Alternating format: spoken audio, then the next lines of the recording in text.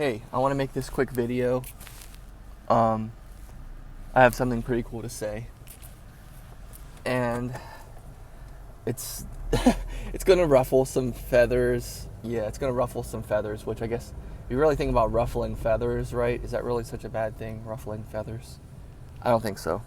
I think it's like petting a cat in not the perfect way the cat wants to be petted. Basically, it's not the end of the world. It's not hurting the cat, and if you can do it in a mean way, but it's not what you're supposed to do, and that's not the point, and that's not what I'm trying to do.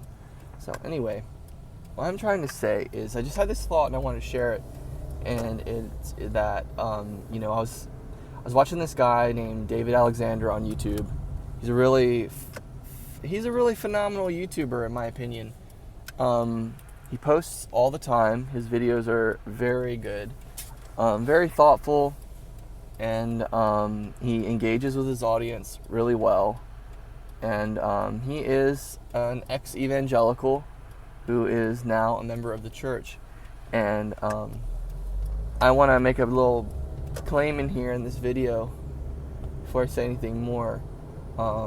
Christopher, if you're watching, I don't want to offend you, and I don't mean... And I actually, you know what? You're so open-minded that, I don't even think I'm going to offend you. But I just want you to know that I have you in mind in making this video, because I don't want to, I don't want to hurt your feelings or anything like that. So there, I said it.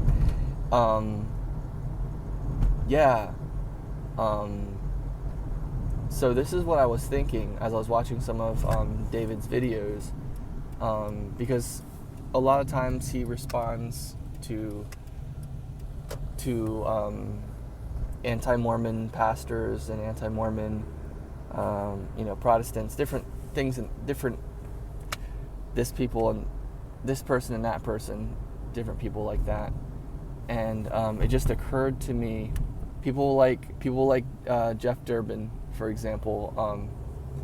It just occurred to me, because I read someone's comment, or I started to see part of someone's comment on one of David's videos, and it started saying, as a frustrated evangelical, and then it went on and he said his testimony about, how things are different now, and gave everyone some insight into what that's like, being an evangelical before you find the church, before you join the church, before you find the truth, or the rest of the truth, what that's like. And that just really made me think, it's an important thought to think and thing to remember, and it is that I just thought about that, and because I testify that that's true. There are a lot of frustrated evangelicals, and the thing is they don't know they're frustrated, won't admit that they're frustrated, don't think that they're frustrated. They don't even know they're frustrated, right? They don't even have a clue, because they don't know what's waiting on the other side yet. They don't really know what life's like on the other side, meaning on the side of the church. And so I testify that, a lot of evangelicals are frustrated, and the reason why they're frustrated is because they don't have the fullness of the gospel, and they think that they do. They know it, they know that they do, right? But they don't believe that there's any more, right? They don't believe that there's any more to God's truth. Basically, they believe that the Bible is the only truth. The Bible is the only Word of God. And there's a lot of really heavy, intense emotions we can experience when dealing with the topic of faith and what we believe, because we hold these things so near and dear to our heart. But and therefore we're protective of them, right? And we can become defensive of them. And there's just a lot of different emotions that we can feel, and I just want to say these things, And I had a friend first let me say, before we see, here's the thing. A lot of times we feel these emotions, and they're really tight, and they're dense emotions, right? So we feel them really, really strongly, and we're really, really passionate. We can feel it in our head, really, and in our heart and everything. Deep, strong convictions and deep beliefs and all this stuff like that, right? Well, here's the thing. Those emotions, those emotions can breathe, of course. They can breathe, right? And there's a lot of things that we feel throughout our lives that we don't quite fully understand, that we haven't quite wrapped our head around, that we think we know, but there are levels that we can still know more, and we can still understand it more. What I'm trying to say is that a lot of these emotions that people feel when they're really passionate about their beliefs, and it's true for people in the church too, but I just know the relief that I've felt since joining the church, and since having a lot of these, since I've been able to understand a lot more of these emotions, and unpack them, basically.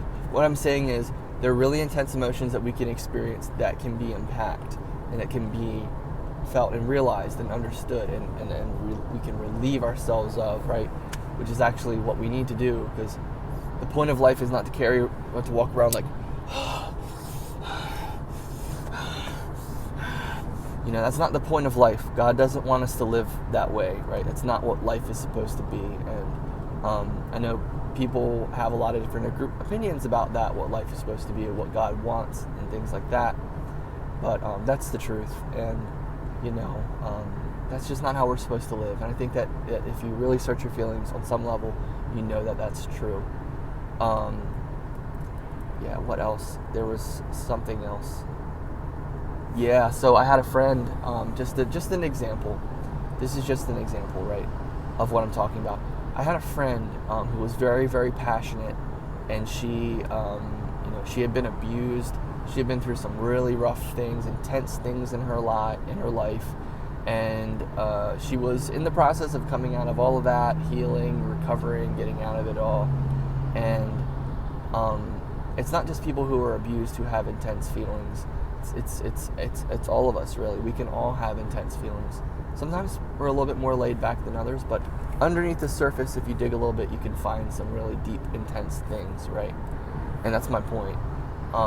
But the example I'm bringing up and pointing out about my friend was that we would get into discussions and debates, or I guess we got into arguments, basically, and about God and stuff like that. And it was really frustrating, and I wish I had known how to I wish I had known how to control myself better in those. I wish I had controlled myself better in those conversations, because I got a little bit heated, but it's totally understandable.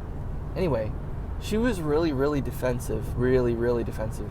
And one of the things that she kept saying, all the time, she kept coming back to this point, because she would go on rants and tirades, and they would never end. And you'd never have a chance to speak, because all she did was never end, right?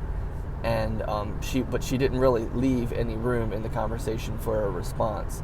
It wasn't a conversation. It was a denunciation of other opinions, basically. It was a statement of, this is the truth and there is no other truth. Therefore, there is no room for a response, because this is the final straw. This is the final gauntlet, and I'm laying it down. That was the way she was speaking, right? And I've experienced that in more than just her in my life, for sure. And it's really tough when you experience that, because you want to be kind and you want to listen. You want to hear these people out, because they want to be heard. They need to be heard. Everybody needs to be heard. But you have to draw the line sometimes, whether it's toxic or unhealthy, and that's what it was. And I drew the line, and I basically said, that's it, I'm done, I'm sorry, but, I can't do this anymore, and I don't want to do this anymore. But one of the things that she kept saying over and over again, that she would bring up when she was dropping the gauntlet, when she was trying to make her point, because she would say things very harshly, in a very harsh, passionate way. And I don't feel like I'm speaking to you guys negatively. I don't feel like I'm speaking to you guys harshly. I don't think I'm talking down to you. or being dismissive or condescending or anything like that. I think I'm just talking to you, and that's how I want to talk to you. I want to talk to you as friends and as people who have good hearts, good minds, and I don't want to treat you like you're stupid, right? I've been treated like I'm stupid before, and it's not fun. But again, the thing that she kept saying was, Jesus is the only truth. Jesus is the only truth. And I was like, when I hear myself say that now, it doesn't sound so bad. It actually sounds pretty good. But the thing is I knew where she was coming from, and I knew what she was saying, and I knew how far her understanding went. I knew how far her belief went, and yeah, her understanding of it all.